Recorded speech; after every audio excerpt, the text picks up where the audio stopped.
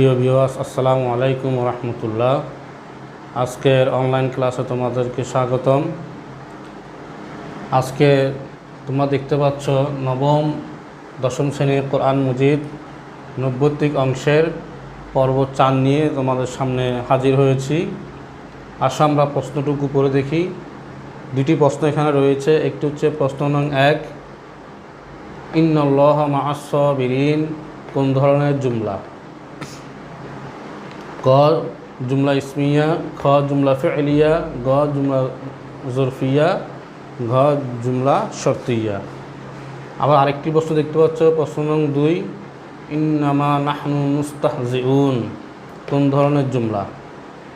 ক ইসমিয়া, খ ফি'লিয়া, গ জরফিয়া, ঘ শর্তিয়া।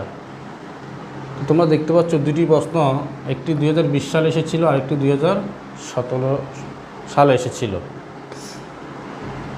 এই প্রশ্ন থেকে দুইটা প্রশ্ন থেকে তোমরা কি বুঝতে পারতেছ? যে এখানে আলোচনা হচ্ছে জুমলা নিয়ে, যেটাকে আমরা বাংলায় বলে থাকি বাক্য, আর ইংলিশে বলে থাকি সেন্টেন্স। এই জুমলা নিয়ে আজকের আলোচনা। তো এই জুমলা তোমরা জুমাল নামক একটি ছোট রেসালার মধ্যে পড়েছিলে। এই জুমলা আসলুল জুমলা হচ্ছে 4 প্রকার, আর সিফাতুল জুমলা 9 প্রকার। তো আমাদের এখানে মূল উদ্দেশ্য হচ্ছে আসলুল জুমলা নিয়ে আলোচনা।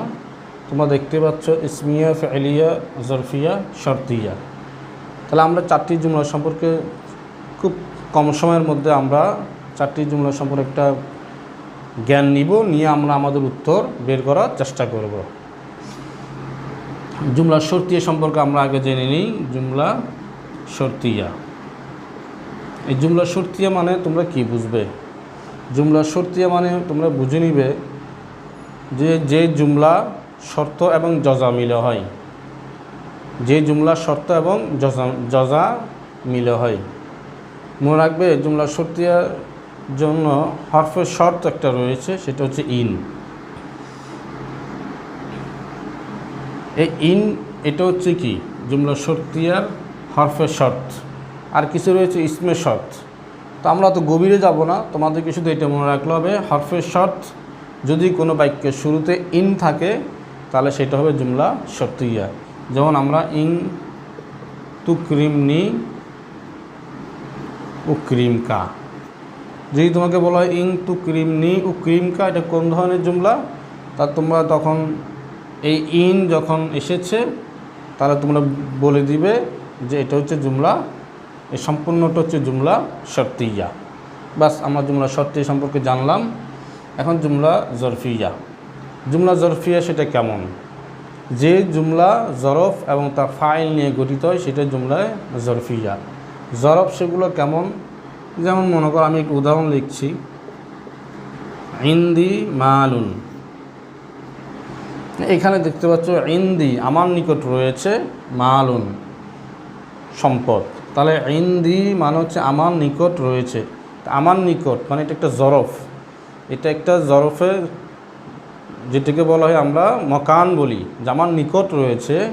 তাহলে এটা এক ধরনের জরফ, এটা একটা স্থান বোঝাচ্ছে আমার নিকট রয়েছে, এই জন্য এটা হচ্ছে জুমলা জরফিয়া। এছাড়া আরও অনেক রয়েছে, যেমন মনে করো তাহতা, এটাও এই সমস্ত শব্দ, ফাওকা, এগুলো যখন শুরুতে থাকবে, এরপরে যখন তার একটা ফাইলে জরফ থাকবে তখন মনে করবে সেগুলো হচ্ছে কি জুমলা জরফিয়া।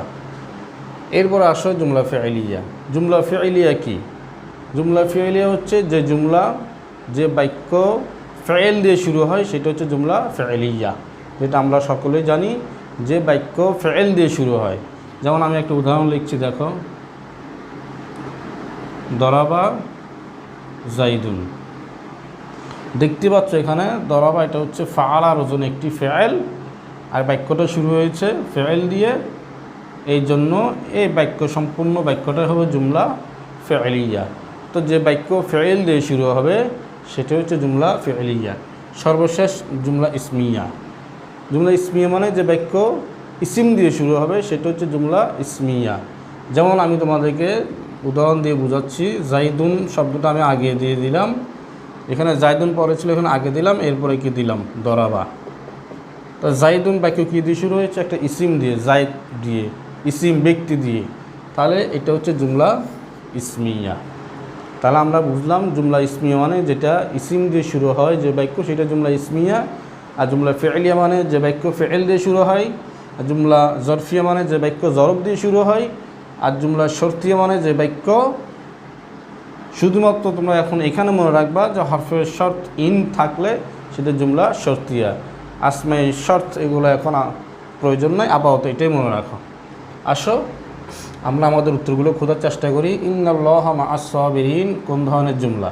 আচ্ছা, ইন্না এটা হচ্ছে হরফ, আর এখানে কোনো হরফের কথা তোমাদেরকে বলা হয়নি। হরফ এটা হচ্ছে হরফ মুসাব্বা বিল ফাইল, এটাকে বাদ দিয়ে এরপরে কি আছে? আল্লাহ। তাহলে ইন্না এগুলো এমন কতগুলো হরফ যেগুলো ইসিমের শুরুতে আসে। তাহলে এই বাক্যটা মূলত কী দিয়ে শুরু হয়েছে? আল্লাহ, আর আল্লাহ হচ্ছে একটি ইসিম। তাহলে পুরা বাক্যটা ইন্নাল্লাহা মা'আস সাবিরিন, পুরা বাক্যটা হচ্ছে জুমলা ইসমিয়া। তাহলে আমাদের উত্তর হবে জুমলা ইসমিয়া, যেহেতু ইসিম দিয়ে বাক্য শুরু হয়েছে। 2 নম্বর বাক্য ইন্নামা নাহনু মুস্তাহজিউন। এখানেও দেখতে পাচ্ছি ইন্না একটা শব্দ রয়েছে যেটা হরফ মুসাব্বা বিল ফাইল, আর তার সাথে একটা মা রয়েছে যেটা মায়ে কাফা। আমরা বলে থাকি মায়ে কাফা, যেটা হরফ মুসাব্বা বিল ফাইলের আমল দেওয়া থেকে বিরত রাখে। তাহলে এটাও আমরা বাদ দিয়ে এখন কী দেখব? নাহনু। তো নাহনু এটা কি? এটা একটা জমির, যেটা ইসিমের পরিবর্তে ব্যবহৃত হয়।